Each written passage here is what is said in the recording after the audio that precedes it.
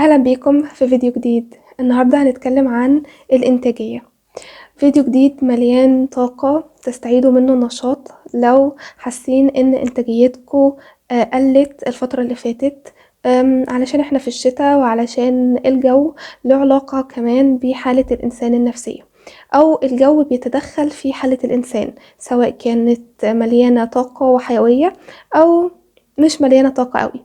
بس نحاول على قد ما نقدر ما نخليش الجو يسيطر على أفكارنا ومشاعرنا والإنتاجية بتاعتنا في اليوم. أول نقطة هنتكلم فيها هي وضع الأهداف الشهرية. مفيش إنتاجية ما بنحطش فيها جولز وأهداف ليها علاقة بالشهر بتاعنا. كل بداية شهر بداية جديدة، بداية سعيدة، بداية هادية، بداية للإنتاجية، بداية للنشاط. حتى لو استمرينا طول الشهر اللي فات في عدم الإنتاجية وعدم النشاط وكنا كسلانين، فبداية الشهر بداية نشاط، بداية جديدة وليها علاقة بالإنتاجية. الأهداف الواضحة والصريحة أول الشهر مهمة جدا. نحط خطط للبودكاستات اللي احنا هنسمعها، نحط خطط للتعلم المستمر اللي احنا عاوزين نتعلمه، نتعلم أي لغة جديدة، نتعلم أي نوع من أنواع الاتيكيت، نتعلم أي نوع من أنواع الرسومات، نتعلم أي نوع من أنواع الهاند ميد كويس. وفي نفس الوقت بتاعنا بيفنى في مجهود واضح وإنتاجية هلاقيها فيما بعد في الأيام اللي جاية. معانا برضو من نقطة الشهر نقاط الأسبوع وأهداف الأسبوع. لو حطيت أهداف للشهر 6 أهداف، فللأسبوع على الأقل ينفذ هدفين من ال6 اللي أنا حطيتهم. لو على سبيل المثال الشهر 28 يوم، يعني معانا 4 أسابيع. الأربع أسابيع ينفذ فيهم مهمتين من مهام الشهر. بداية الأسبوع بداية لوضع مهام جديدة من المهام اللي متعلقة بالشهر بتاعنا.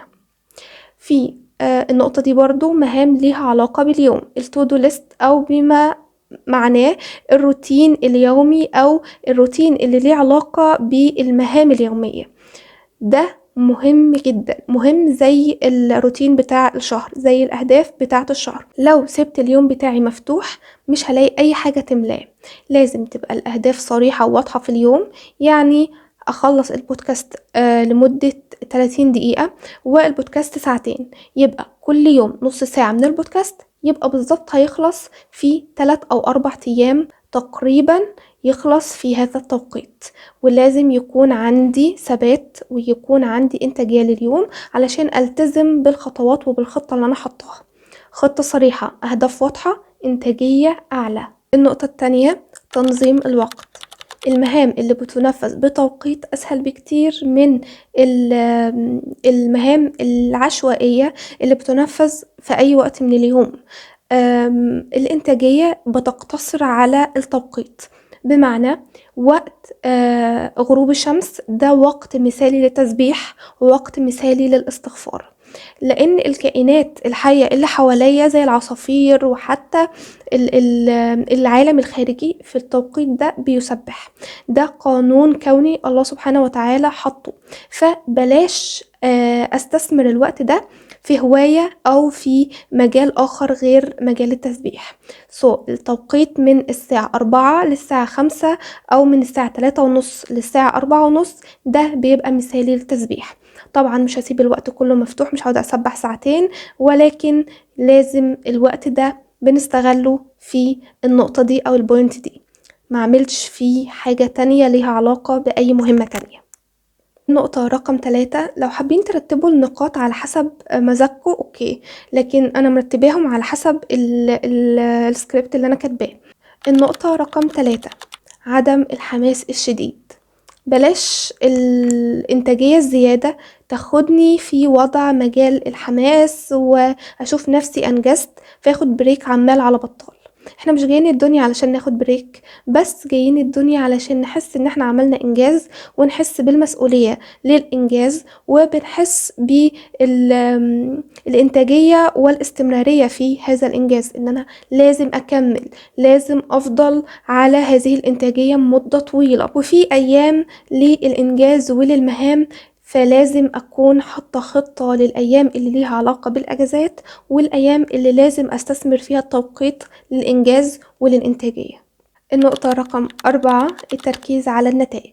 في النقطة دي هكلم لكم في شقين اتنين. أول حاجة، لو حصل ومعرفتش أعمل المهام بتاعة التودو ليست، أركز على النتائج الإيجابية، على اللي أنا عملته، ما بصش على السلبي، دايما أبص على الإيجابي. أنا خلصت نص ساعة من البودكاست، أنا اتعلمت 60 كلمة في اللغة الإنجليزية، أنا اتعلمت 60 كلمة في اللغة الفرنسوية. فأركز على النتيجة الإيجابية، ما ركزش أبدا على النتيجة السلبية علشان ما شتتش عقلي، وفي نفس الوقت أفضل محافظة على ليفل الإنتاجية بتاعي. ولو حصل وأخفقت أو النتائج بتاعتي كانت سلبية، تاني يوم في حاجة اسمها تعويض لكل هذا.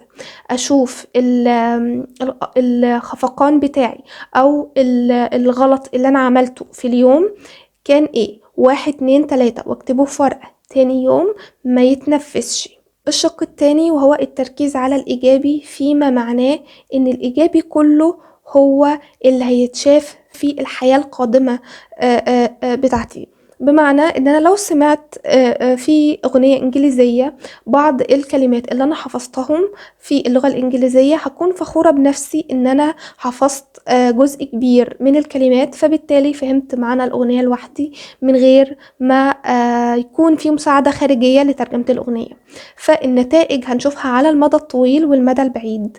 كل 3 شهور هتلاقوا النتائج عمالة توضح، وكل 3 شهور هتلاقوا التركيز بتاعكم عمال يديكوا نتائج أفضل لحياة قادمة، وهتحسوا بالفخر جدا. أنا الموضوع ده لمسته في حياتي، فأكيد لما انتوا كمان تلمسوه هتحسوا بالفخر، وهتحسوا ان انتوا عاوزين تتعلموا والوقت بتاعكم يستثمر في شيء مفيد.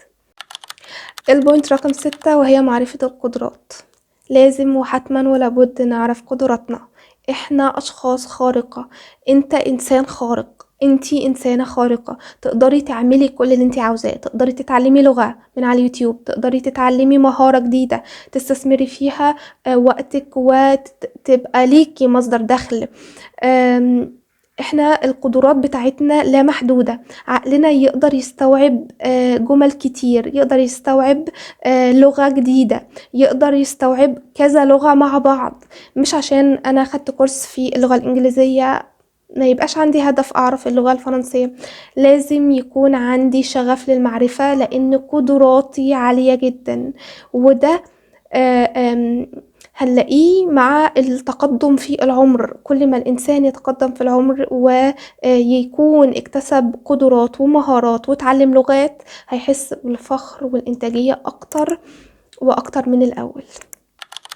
رقم 5، التعلم المستمر في كافة المجالات. التعلم المستمر له فرص كتير جدا على العقل والفكر. في فرص كبيرة وكتيرة لاكتساب المعلومات، في اكتساب الخبرات من الأشخاص، سواء كان تعلم له علاقة بمصدر دخل، أو تعلم له علاقة باكتساب المعرفة الزيادة، أو دخل فقط للمعلومات. كده كده أنا كسبانة في الحالتين. في مثال كده حابة أقوله لكم. إذا أخذت شهادة في مجال الكيمياء ينقصك معلومات في مجال الهندسة. إيه المثال ده ممكن يبقى بيلخص حياة ناس كتير جدا. إن ناس كتير فعلا ممكن تشوف نفسها عندها معلومات كتير بس ينقصها معلومات في جوانب أخرى. فالنقطة دي مفيدة جدا في التعلم المستمر واكتساب الخبرات. فالموضوع له علاقة باكتساب الخبرات في كذا مجال، مش شرط مجال واحد. وانا عارفة ان انتم ممكن يكون عندكم خبرات كتير قوي في المجال اللي انتوا درستوا فيه، بس ينقصكم معلومات اكتر في مجالات اخرى. فدايما خلي عندكم شغف للتعلم المستمر والتثقيف واللغات. لحد هنا يبقى الفيديو خلص. اتمنى يا رب الفيديو يكون عجبكم. متنسوش تكتبولي في الكومنتات محتاجين تشوفوا ايه الفترة الجاية عندي في القناة. شكرا على كومنتاتكم اللطيفة اللي كتبتوها الفترة اللي فاتت. اشوفكم في فيديو جديد. مع السلامة.